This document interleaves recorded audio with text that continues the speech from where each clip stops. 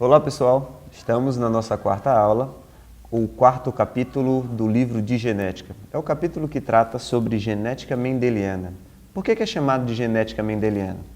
Genética mendeliana, ela se refere aos estudos de Gregor Mendel, hoje conhecido como pai da genética. Aquele bispo que no mosteiro fez os estudos, estudando a distribuição das características das ervilhas e a partir daí deu origem, ou deu início ao estudo que hoje nós chamamos de genética. As principais características que a gente vem discutir nesse capítulo são as descobertas de Mendel. O que Mendel percebeu? Ele percebeu que os genes, que na época eles não eram chamados de genes, e sim de fatores ou de características, eles tinham a capacidade de ser transmitidos ao longo das gerações. Os pais tinham capacidade de passar características para os filhos ao longo dos processos de reprodução. Os pais passam para os filhos passam para os seus descendentes e assim sucessivamente. E essas características eram percebidas ao longo de cada uma das gerações. Então Mendel tentou estudar e compreender como se dava todo esse comportamento. Hoje nós já sabemos que esse processo ocorre mediante a transmissão da característica genética.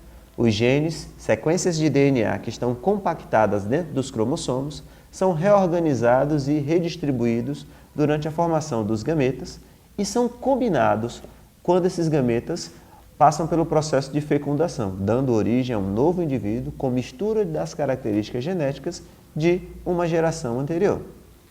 Então é isso que a gente vai conhecer agora. É comum a gente ver nos livros e nos estudos de genética sobre a primeira e a segunda lei de Mendel. O que falam essas características? No nosso capítulo, nós temos uma explicação muito boa sobre todas essas características. Mas o que nós vamos primeiro perceber é a determinação ou a caracterização de alguns processos. Nós vamos nos habituar agora a utilizar alguns termos. Quais são os termos? O primeiro deles é o genótipo. Genótipo é a constituição gênica de um indivíduo. São os genes daquele indivíduo. Quando eu falo em genótipo, eu estou falando no DNA do indivíduo. É aquilo que ele porta lá na dupla hélice no núcleo de suas células. Esse é o genótipo. Fenótipo.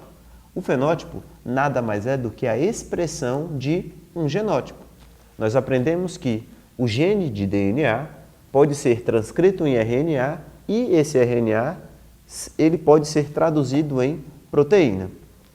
O fenótipo nada mais é do que a expressão desse RNA, se ele for funcional, ou a expressão dessa proteína, se ela for funcional.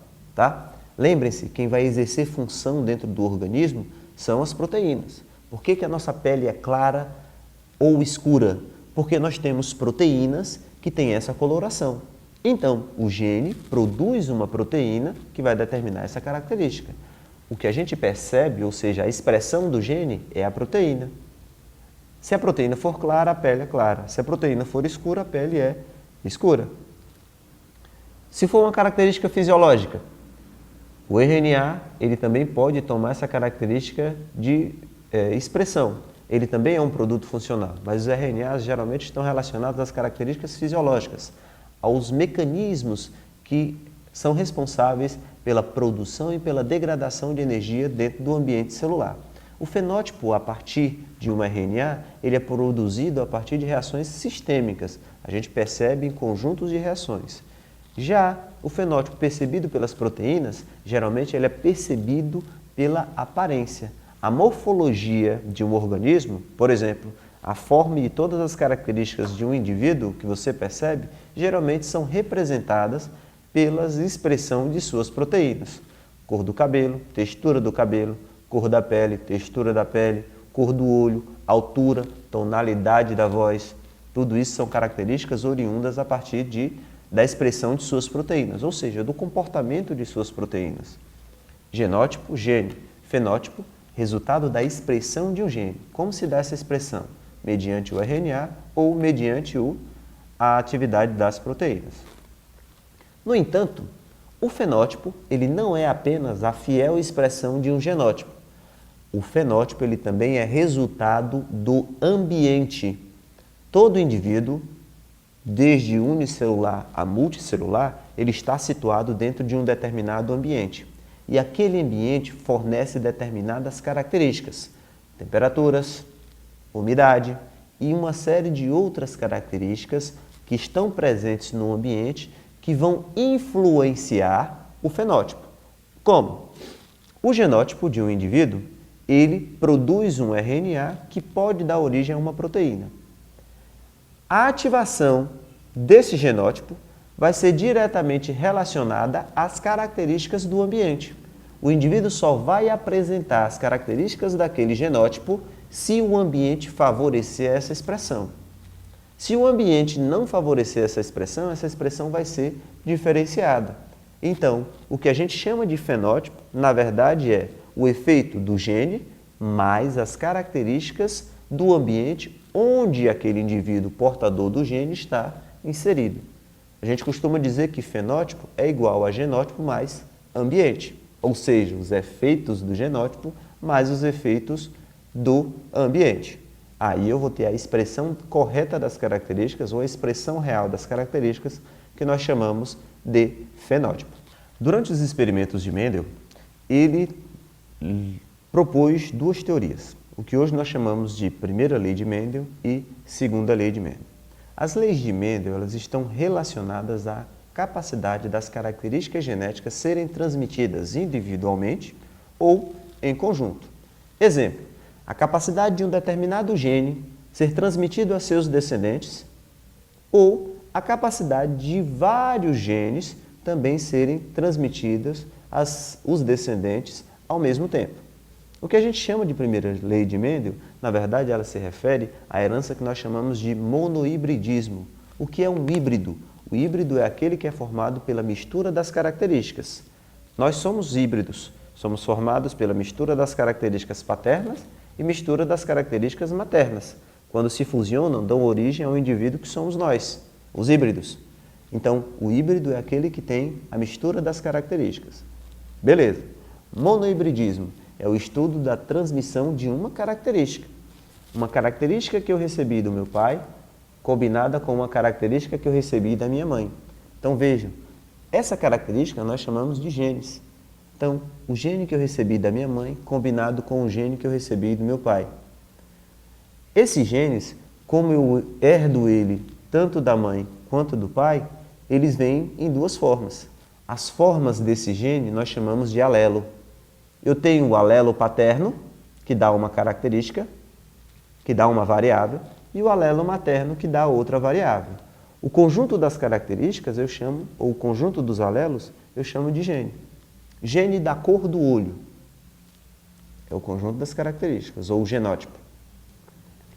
Alelos da cor do olho da minha mãe, verde, do meu pai, castanho escuro. Então, as formas variáveis do gene é o que nós chamamos de alelo. O somatório dessas características é o que a gente vai chamar de monohíbrido. O que é o híbrido? É aquele que é formado pela mistura. Monohíbrido, mistura de uma única característica. Mono do latim significa uma única característica. Então, a mistura de alelos diferentes para formar um gene. Durante o processo meiótico, esses genes que formam o indivíduo, ou seja, esses alelos de um gene que formam o indivíduo, eles vão poder segregar independentemente um do outro. O alelo de cor castanha do olho do meu pai, ele vai segregar independente do alelo de cor do olho verde da minha mãe. O alelo do meu pai vai formar um núcleo, um gameta. O alelo da minha mãe vai formar outro núcleo, outro gameta. Se esse gameta for fecundado, o filho vai levar essa característica paterna, olho castanho. Se esse gameta for o fecundado, o filho vai levar essa característica que vai ser a do olho verde. Então, o que a gente vai ver agora como herança monohíbrida, na verdade, é a separação de uma única característica, ou seja, o processo de migração das características de um único gene. Nós aprendemos na aula passada sobre a meiose. Lá na meiose nós vimos que os cromossomos paternos e maternos são duplicados, recombinados e depois são separados por duas vezes. Na meiose 1, os cromossomos homólogos, na meiose 2, as cromátides irmãs são separadas. Durante esse processo de separação, os alelos, ou seja, as formas variáveis de um único gene que estão presentes em todos aqueles cromossomos, também são separados, porque pela teoria cromossômica da herança, o gene, que é uma sequência de DNA, está situado no cromossomo. Se o cromossomo é dividido, separado e é isolado em células únicas, da mesma forma os genes também são isolados, ou seja, os alelos são isolados em células únicas. No entanto, a gente sabe que existem alelos diferentes, que apresentam características diferenciadas. Então, à medida que eles vão migrando, eu posso ter a formação de alelos diferenciados. Esses alelos que determinam as características diferentes, por exemplo, a cor do olho castanha ou a cor do olho verde, esquematicamente ou didaticamente, eles são representados por letras. O azão geralmente representa um alelo, o azinho representa outro alelo. Ou seja, formas de alelos diferentes. O A maiúsculo representa um tipo de alelo, ou seja, a forma variável de um gene. Por exemplo, a cor castanha. O Azinho representaria a outra forma variável do mesmo gene. Exemplo, a cor verde. Então vejam, o fato das letrinhas serem diferentes determina que os alelos apresentam características diferentes, embora eles façam parte de um mesmo gene. Qual é o gene? A cor do olho. Beleza? Então, a primeira lei de Mendel, ela se refere à segregação igual de cada um dos alelos. Ou seja, os alelos de um gene, embora diferentes, eles podem segregar igualmente para a formação de um núcleo, ou a formação de um gameta. E esses gametas têm possibilidades iguais de dar origem a um indivíduo quando recombinados. Então, isso é o que a gente se refere na primeira lei de Mendel. A segunda lei de Mendel, ela está relacionada à transmissão de várias características ao mesmo tempo. Até agora nós estávamos falando de apenas uma característica, ou seja, de apenas um gene, que era o da cor do olho. Se ao mesmo tempo nós nos depararmos com a transmissão de várias características, como por exemplo, cor do olho, com a cor do cabelo e a cor da pele. Eu tenho 3 características diferentes e cada uma das características vai ter suas formas variáveis, ou seja, cada uma das características vai ter os seus alelos diferenciados. Então, a partir do momento que eu trato 2 características diferentes, eu chamo isso de dihibridismo. Monohibridismo era uma característica. Dihibridismo são 2 características. Assim como a cor do olho pode variar de azul, castanho, negro ou verde, vejam, 4 variáveis diferentes. Isso quer dizer que eu tenho 4 alelos diferentes para a cor do olho. A cor da pele, muito escuro, vermelho, muito claro, amarelo, intermediário. Todas essas variações são alelos diferenciados. Tá? Cada uma dessas características é determinada por um alelo. Cor do cabelo, loiro, castanho ou muito escuro. Cada uma dessas variáveis, cada uma dessas colorações, na verdade, é determinada por um alelo diferenciado. Então, se eu vou abordar, ou se eu vou estudar a transmissão dessas características ao mesmo tempo, eu estou trabalhando a segunda lei de Mendel, que é a distribuição independente dessas características. O que Mendel quis nos dizer com isso? Que as características da cor do olho, elas vão poder segregar na formação dos gametas, independentemente das características que vão determinar a cor do cabelo. Assim também como vão poder segregar independentemente das características ou dos alelos que vão determinar a tonalidade da pele. Cada gene, ou os alelos de cada um dos genes, eles podem ter segregação independente. O alelo que determina a cor do olho castanho, a gente já sabe que ele segrega independente, ele tem segregação diferenciada e com as mesmas probabilidades para o outro alelo da cor verde. Se em conjunto a eles eu também tiver os outros alelos que determinam cor do cabelo preto ou loiro, a segregação dos alelos da cor do cabelo, como a segregação dos alelos da cor do olho, vão ser independentes uma da outra. Um gene não vai influenciar sobre a segregação das características do outro gene. Tá? Primeiro, porque eu tenho uma recombinação lá no crossing over. Eles podem trocar de lugar. Segundo, porque esses cromossomos vão ser separados, tanto na meiose 1 quanto na meiose 2. Então, Mendel vem nos propor que os vários genes que formam um organismo, eles têm a segregação de seus alelos ou das suas variáveis de forma totalmente independente ou, trocando em miúdos, de forma totalmente aleatória. Então, qualquer combinação de características é possível de acordo com a segunda lei de Mendel. Ao longo da disciplina, a gente vai vendo que existem algumas particularidades quanto a isso, mas a ideia geral ela se refere a isso, que cada um dos genes, com os seus alelos, ou seja, suas formas variáveis, podem ter segregação independente. E essa segregação independente pode possibilitar na mistura de uma série de características. Visualmente, a gente consegue perceber isso ao observar determinados grupos de animais ou de plantas. Quando a gente olha para indivíduos da nossa espécie, a gente percebe que nós somos misturas de várias características, que podem ter segregado de forma diferenciada. Quando a gente se compara com os nossos irmãos paternos e maternos, somos oriundos de uma mesma fonte genética. No entanto, a segregação dessas características genéticas no nosso pai, na nossa mãe, durante a formação nossa como filho e dos nossos irmãos, é uma segregação totalmente independente e aleatória. Por isso que dificilmente nossos irmãos são idênticos a nós, porque nós tivemos a combinação de alelos que são diferentes dos alelos que foram combinados nos nossos irmãos. Então, a partir daí, nós temos algumas diferenças, porque um conjunto de alelos que eu recebi, eles podem até ser parecidos com outros alelos dos meus irmãos, mas eles também têm um outro conjunto de alelos que são diferentes dos conjuntos de alelos que eu possa ter dado durante o processo de recombinação gênica e de migração ou de segregação dos cromossomos.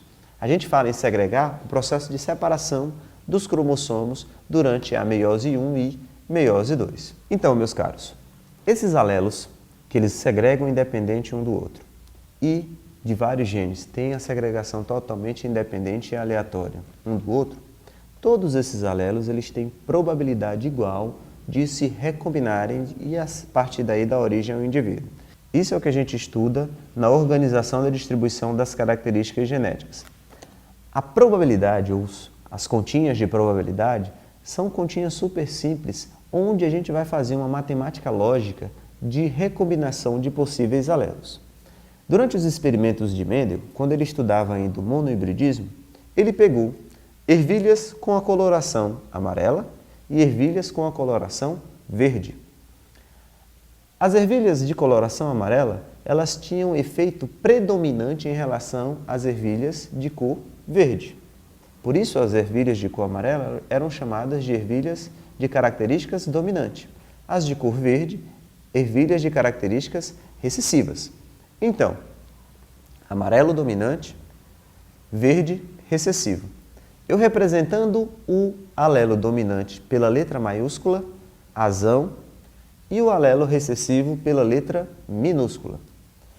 Durante a organização das características genéticas, a gente sabe que o dominante é aquela estrutura que é representada por um alelo ou por dois alelos.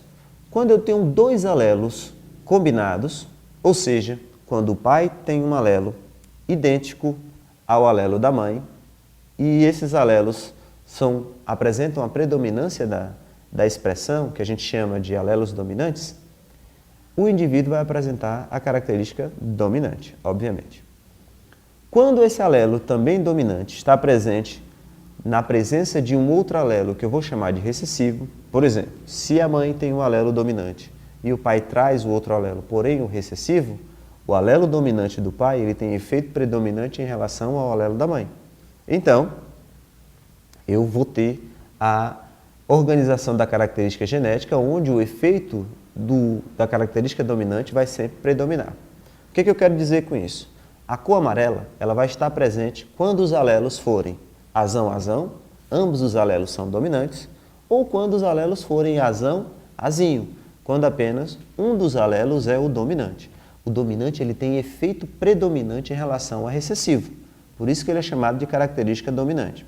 No caso dos experimentos de Mendel, ele observou isso ao final de seus experimentos. Ele chegou a essa conclusão, de que a característica amarela ela apresentava dominância em relação à característica verde. A característica verde, por eu chamá-la de recessiva, o que é a característica recessiva? é aquela que só é expressa em homozigose, ou seja, quando eu tenho os dois alelos ao mesmo tempo. Quando o pai e a mãe têm o mesmo alelo recessivo, aí sim a característica é apresentada. A gente costuma dizer que o recessivo é aquele que se expressa na ausência de qualquer efeito dominante. Não existe nenhum gene, nenhuma característica de efeito dominante que vá sobrepor a ação dos recessivos. Então, por isso que o recessivo só se expressa em homozigose. O mesmo alelo recessivo eu tenho na mãe e tenho no pai. E aí eu vou ter o filho expressando aquela característica recessiva. Se eu tiver um alelo dominante no pai e um alelo dominante na mãe, o efeito da característica vai ser dominante, no caso o amarelo. Se eu tiver um alelo dominante no pai ou na mãe e o outro alelo sendo recessivo ou no pai ou na mãe, eu vou ter também a expressão da característica dominante. No entanto, eu tenho um alelo recessivo, mas esse alelo recessivo não tem expressão mediante as características do alelo dominante. A distribuição dessas características é o que Mendel estudou na primeira lei de Mendel, tá? O que é proposto na primeira lei de Mendel. A segregação dos alelos no estudo do mendelismo, ela se dá de acordo com as possibilidades que esses alelos têm de se recombinar. Voltando ao nosso exemplo de Mendel, na primeira lei de Mendel. Característica verde recessiva, então ela é representada pelas letras minúsculas em homozigose, no caso azinho, azinho. Característica dominante, amarelo, pode ser representado pelas letras azão, azão ou azão, azinho. Durante os experimentos de Mendel, para a determinação da primeira lei, ele cruzou linhagens puras. O que são linhagens puras? São linhagens que são formadas de homozigotos. Homozigotos verdes são recessivos. Homozigotos amarelos são dominantes. Então, o homozigoto verde é azinho, azinho. Homozigoto dominante do amarelo seria azão, azão. Se eu tivesse o azão e o azinho formando um único genótipo, aí eu teria o heterozigoto. Hétero de diferente, homo de igual. Homo de igual, letrinhas iguais. Azinho, azinho, homozigoto recessivo. Azão, azão, homozigoto dominante. Hétero são diferentes, segundo o latim. Heterozigose quer dizer que são zigotos diferentes. Ou seja, azão diferente de azinho, ambos combinados formando o mesmo genótipo. Durante o processo de teste da distribuição das características genéticas feitos por Mendel, ele cruzou duas linhagens puras. Uma linhagem pura amarela foi cruzada com uma linhagem pura de verdes. Isso a gente chama de geração parental. O que é a geração parental? São os progenitores, aqueles que vão ser cruzados. A linhagem pura amarela e a linhagem pura verde. Essa é a geração parental. Elas vão ser cruzadas. Como cada uma delas é formada por um par de alelos, e esse par de alelos é homozigoto, homozigoto dominante para os amarelos, homozigoto recessivo para os verdes. Essa geração parental se cruza e dá origem a uma prole. Essa prole, formada do cruzamento da geração parental, nós chamamos de geração F1, ou a primeira geração de filhos. Para termos a primeira geração de filhos, nós temos que fazer a recombinação desses alelos. Quais são os tipos de alelos que eu tenho no homozigoto recessivo? Azinho. Tipos de alelos que eu tenho no homozigoto dominante? Azão. Então, durante a recombinação, apenas um alelo, lembre-se, a carga genética, ela é reduzida na meiose, o que era 2 vai ficar 1, e eles vão ser recombinados para formar o indivíduo, ou a geração F1. Então, o azinho vem do verde, o azão vem do amarelo. E eu formo o indivíduo F1, ou a primeira geração de filhos, com a mistura dos alelos oriundos dos pais. A ervilha verde mandou o alelo azinho, a ervilha amarela mandou o alelo azão. No fim das contas, eu vou produzir uma geração F1 completa de heterozigotos, porque o conjunto de ervilhas ou a linhagem de ervilhas amarelas só podia mandar azão. A linhagem de ervilhas verdes só podia mandar azinho. Então, como todos eles sempre recombinavam azão com azinho, eu tenho a formação dos indivíduos heterozigotos. Na geração F1, que é detalhado aí no nosso livro, todos os indivíduos são heterozigotos, todos os indivíduos são azão-azinho, como a gente percebe aí no esqueminha da figura 4.6, onde a gente tem, na geração parental, uma ervilha formada por azão-azão e a outra ervilha formada por azinho-azinho. Tá? Quais são os tipos de alelos que a ervilha verde poderia passar? Apenas o azinho. Tipo de alelo que a ervilha amarela poderia passar? Apenas o azão. Então, toda a geração final ela é formada por azão-azinho, como a gente vê no esquema aí da geração F1 do cruzamento demonstrado na figura 4.6. Depois que a geração F1 foi produzida, ou seja, depois que os filhos da primeira geração são produzidos, existe mais um teste que é chamado de retrocruzamento. Os indivíduos da geração F1 são cruzados entre si para tentar se verificar a pureza das suas características. Obviamente, a geração F1, fenotipicamente, toda ela foi amarela. Por que toda ela foi amarela? O alelo dominante é o azão, que determina a cor amarela. A linhagem pura amarela mandou o alelo azão, a linhagem pura verde mandou o alelo azinho.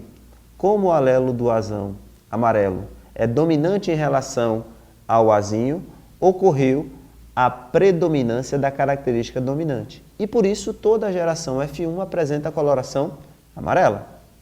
Quando eu faço o retrocruzamento, pego os indivíduos da geração F1 e cruzo eles entre si, eu vou estar cruzando vários indivíduos heterozigotos. Tá? Então a gente vai fazer um novo cruzamento agora. De um lado vamos ter um macho que tem alelos azão, azinho, que vai cruzar com uma fêmea que também tem os alelos azão e azinho. Agora nós vamos ver a possibilidade das recombinações desse casal no processo de reprodução. O macho, ele pode mandar dois tipos de alelos. Quais são? Ele pode mandar o azão e ele pode mandar o azinho. A fêmea também pode mandar dois tipos de alelos, o azão e o azinho. Lembrem-se, cada um desses alelos vai estar presente em um daqueles cromossomos lá que vai formar um dos gametas. Então eles vão recombinar e separar, eles podem se recombinar e podem segregar independentemente um do outro. O azão e o azinho do macho vão segregar independentes, porque um vai formar um núcleo, um gameta, e o outro vai formar outro. Na fêmea, da mesma forma, o azão vai formar um gameta, o azinho vai formar outro gameta. Cada um desses gametas formados pode se recombinar aleatoriamente com cada um dos outros, desde que seja a combinação de um gameta masculino com um gameta feminino. Então vamos lá. Quais são as possibilidades que nós temos de recombinação? No macho, azão, azinho. Vamos trabalhar primeiro com o azão. O alelo azão do macho pode se recombinar com o azão da fêmea ou pode se recombinar com o azinho da fêmea.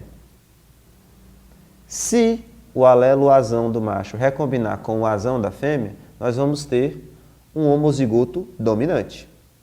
Se o alelo azão do macho recombinar com o azinho da fêmea, nós vamos ter um heterozigoto, que vai apresentar a característica dominante, que seria a cor amarela. Agora, nós vimos as possibilidades de recombinação do alelo dominante.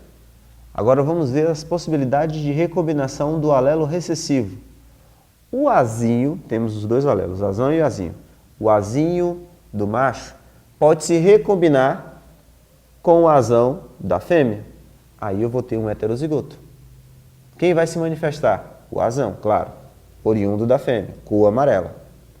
O azinho do macho também pode se recombinar com o azinho, pode se combinar com o azinho da fêmea. Aí eu vou ter um homozigoto recessivo. A cor que vai aparecer aqui vai ser a cor verde, que ela é uma cor de características recessivas, que só aparece em homozigose. Então vejam, depois da recombinação, depois da mistura das características genéticas ou do retrocruzamento a partir da geração F1, eu produzo a geração F2.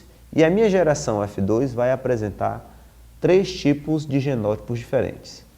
Azão que recombina com azão, homozigoto dominante. Azão que recombina com azinho, heterozigoto, que também vai apresentar a característica dominante, porque eu tenho o alelo dominante. E azinho que recombina com azinho, onde eu vou ter o homozigoto recessivo. Então vejam que a gente tem 3 tipos de genótipos. Por isso que nós temos aquelas proporções de genótipos. Azão, azão, azinho, azão, azinho e azinho, azinho. Então vejam que no retrocruzamento, a característica verde, que havia desaparecido na geração F1, voltou a reaparecer. Vejam, lá no início nós fizemos o cruzamento da geração paterna. Nós cruzamos geração homozigota dominante com a geração homozigota recessiva.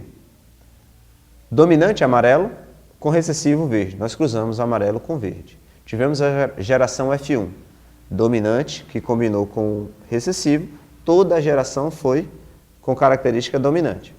A geração F1, embora seja heterozigota, toda ela apresentou coloração amarela, porque a cor amarela é dominante. Quando eu faço retocruzamento, ou seja, eu pego esses heterozigotos da F1 e cruzo eles entre si, eu produzi indivíduos da geração F2. E produzi indivíduos que são homozigotos dominantes, indivíduos que são heterozigotos e indivíduos que são homozigotos recessivos. Percebam que a característica recessiva, que é a cor verde, que não apareceu na geração F1 e só tinha aparecido na geração parental, voltou a reaparecer. Então isso é uma representação da distribuição das características genéticas. Alelos recessivos podem migrar de uma geração para outra, mas só vão ter a sua expressão garantida quando eles estiverem presentes em homozigose. Foi o que aconteceu e é o que o nosso livro está demonstrando. A gente viu a distribuição das características para um único gene. A distribuição dessa única característica, ou desse único gene, cor da ervilha, que tem 2 alelos, verde ou amarelo, é o que o monohibridismo, ou a primeira lei de Mendel, tenta abordar. A partir daí, nós temos 2 padrões de distribuição desses alelos. Temos a distribuição genotípica, onde eu vou ter a percepção dos 3 tipos de alelos, da combinação dos 3 tipos de genótipos.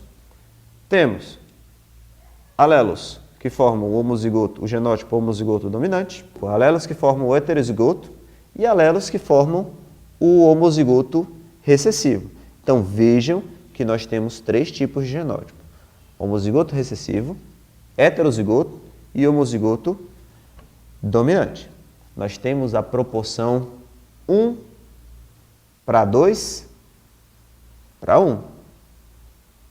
Por que aqui é para 2? Por que os heterozigotos são para 2? Porque existem 2 possibilidades de organização de heterozigotos. Como são essas possibilidades? O azão que vem do macho combina com o azinho que vem da fêmea. Outra possibilidade, o azão que vem da fêmea combina com o azinho que vem do macho. Outra possibilidade para ter heterozigoto. Então, as possibilidades ou as proporções de ocorrência desses genótipos são de uma combinação apenas para homozigoto dominante, 2 combinações para heterozigoto e apenas uma combinação para homozigoto recessivo. As proporções fenotípicas, a proporção de surgimento de fenótipos. A proporção é de 3 para 1. Por que a proporção é de 3 para 1? Porque existem 3 tipos de genótipos que podem dar origem, 3 ocorrências de genótipo que dão origem à característica dominante e um tipo de genótipo que dá origem à característica recessiva. Quais são eles? Azão, azão, característica dominante amarela. Primeira possibilidade, azão do macho com azinho da fêmea, heterozigoto. Como eu tenho o dominante, a característica que vai ser predominada é a amarela e, por isso, uma possibilidade de ocorrência dominante. Outra possibilidade, azão da fêmea com azinho do macho. Mais uma vez, uma heterozigose. E, mais uma vez, a ocorrência de um dominante. Então, vejam, eu tive 3 ocorrências de dominante. Então, essas 3 ocorrências me dão 3 possibilidades de dar origem a um dominante ou dá origem a um fenótipo dominante de acordo com a recombinação dos alelos. E apenas uma possibilidade de dar origem à característica recessiva. Então, de fenótipos, como são dois, ou é amarelo ou é verde, a proporção de ocorrência do fenótipo são de 3 possibilidades de que ocorra o fenótipo dominante para uma possibilidade de que ocorra o fenótipo recessivo. 3 possibilidades para que ocorra o fenótipo amarelo para uma possibilidade de ocorrer o fenótipo verde, que é o recessivo.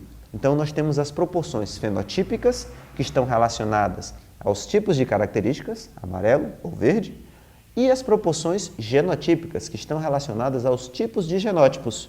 Quais são os tipos de genótipos? Azão, azão, azão, azinho e azinho, azinho. 3 tipos de genótipos. No dihibridismo, a distribuição desses alelos com base a formar os genótipos e, consequentemente, a expressão na forma de fenótipos é organizada de acordo com a possibilidade dos genes. No monohibridismo, nós tínhamos apenas um único gene que tinha 2 alelos. No dihibridismo, nós vamos ter 2 genes e cada um dos 2 genes vai ter 2 alelos. Então, as possibilidades de recombinação são bem maiores. Então, por isso que as possibilidades ou as proporções, enquanto que no monohibridismo eu tenho 4 possíveis cruzamentos, no dihibridismo eu vou ter 16 possíveis cruzamentos, como a gente observa aí na imagem 4.7, que tenta fazer essa representação. Nos estudos de genética, nós costumamos ter a representação da distribuição das características genéticas de acordo com as possibilidades que essas características possam nos apresentar. É comum no estudo da genética humana a gente ter a representação na forma de heredogramas. Os heredogramas, como vocês veem na imagem aí, são representação das possibilidades de cruzamento, onde o círculo sempre representa a fêmea, o quadro sempre representa o macho. O círculo claro sempre representa a fêmea normal, ou a situação normal, assim também como o quadro claro. O círculo ou o quadro escuro ou de coloração fechada, ele representa o macho ou a fêmea afetada, de acordo com o estudo que se está fazendo ou da característica que se está providenciando. O heredograma também é comumente chamado de árvore genealógica. É a partir dele onde a gente tem a representação daquela característica dentro de um ambiente familiar. Ou seja, a partir de um descendente ou a partir de um progenitor, eu consigo ver a organização e a distribuição daquela determinada característica genética entre os descendentes daquela família. Consigo perceber de onde vem, dos avós, dos tios paternos, maternos, e como essas características são distribuídas e organizadas até as últimas gerações daquela família. Tá? Então, isso a gente chama de heredograma ou árvore genealógica. E são esses heredogramas que são muito utilizados nos aconselhamentos genéticos e acompanhamentos genéticos. Quando hoje é muito comum, antes dos casais se reproduzirem, buscarem o que a gente chama de aconselhamento genético. É aquele aconselhamento ou aquela recomendação que o médico vai fazer com base nas características que podem ser letais dentro de ambas as famílias. Se um rapaz vai casar com uma moça e futuramente eles vão reproduzir e dar origem a filhos, é aconselhável que eles façam uns estudos de características genéticas letais em cada uma de suas famílias, na tentativa de identificar possíveis alelos ou genes letais que tenham a possibilidade de se recombinar durante a formação de seus filhos. Então, o acompanhamento ou aconselhamento genético serve para isso, para prever a possibilidade de um determinado descendente apresentar uma característica que possa vir latente durante a família. As características genéticas, elas podem ser dominantes ou podem ser recessivas, como a gente já viu. Ela pode ter efeito imediato, né, ou preferencial, ou pode ter efeito que pode ser facilmente sobreposto. Então, essas características, se elas tiverem efeito de letalidade, ou seja, se ela ocasionar o óbito de um indivíduo ou ocasionar alguma alteração genética, fisiológica, morfológica, que comumente ou popularmente é chamada de doença genética, então o aconselhamento genético vai servir para enxergar ou para prever as possibilidades de que essas características oriundas de cada uma das duas famílias têm de se recombinar e de ocorrer naqueles determinados descendentes. Então, a partir daí, tem-se a previsão ou probabilidade de ocorrência ou não de uma determinada característica durante a reprodução daqueles indivíduos. Tá? Então, no finalzinho do capítulo do nosso livro, ele vem abordando algumas alterações, né? Como os distúrbios genéticos autossômicos recessivos, no caso da PKU, distúrbios autossômicos dominantes, no caso do nanismo, e também alguns outros distúrbios, como eles vêm mostrando na finalização do nosso livro, do capítulo do nosso livro. Então, nesse capítulo, a gente percebeu como está organizada a teoria do mendelismo, as possibilidades de recombinação das características genéticas, seja de uma única característica genética com seus dois alelos, de um único gene com seus dois alelos, ou de vários genes com seus respectivos alelos e as suas possibilidades de recombinação. Tá? A segregação independente de cada um dos alelos e a segregação independente de todo o conjunto de genes de um determinado indivíduo durante o processo de organização e recombinação do material genético.